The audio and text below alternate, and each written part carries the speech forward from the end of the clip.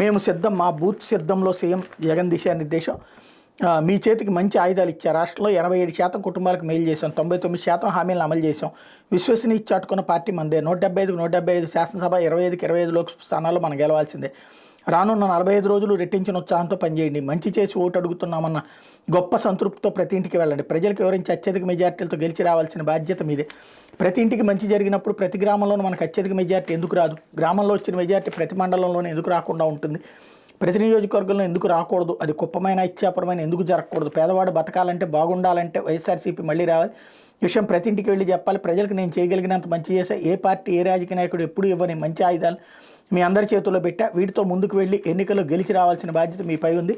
ప్రతి ఒక్కళ్ళు రెట్టించిన ఉత్సాహంతో ముందుకు అడుగులు వేయాలి అంటూ ఇచ్చినటువంటి పిలుపుని ఇక్కడ హైలైట్ చేశారు. లేకపోతే కేంద్రంలో మరోసారి బీజేపీ సర్కార్ అంటూ కేంద్ర రక్షణ మంత్రి రాజ్నాథ్ సింగ్ మంగళవారం విజయవాడ, ఏలూరులో బీజేపీ నాయకులు, కార్యకర్తలు సమావేశం అయ్యారు. సందర్భంగా మాట్లాడుతూ రానున్న ఎన్నికల్లోని విజయం సాధించి మరోసారి కేంద్రంలో బీజేపీ అధికారంలోకి రావడం ఖాయం. ఇతర పార్టీల అధికారం కోసం పనిచేస్తే బీజేపీ ప్రజలకు సేవ చేయడం కోసం పనిచేస్తుంది. బీజేపీ నాయకులు ఇంటింటికి వెళ్లి మోడీ ప్రభుత్వ విజయాలను తెలియజేయాలని సూచించారన్నటువంటి వార్తను హైలైట్ చేశారు. లేకపోతే వైద్య ఆరోగ్య శాఖలో మరిన్ని ఉద్యోగాలు. సెకండరీ హెల్త్లో 185 స్పెషలిస్ట్ వైద్య పోస్టుల భర్తీకి చర్యలు. బుధ శుక్రవారంలో వాక్-ఇన్ రిక్రూట్మెంట్. అర్బన్ వెల్నెస్ సెంటర్లో 189 పోస్టుల భర్తీకి నోటిఫికేషన్ జారీ.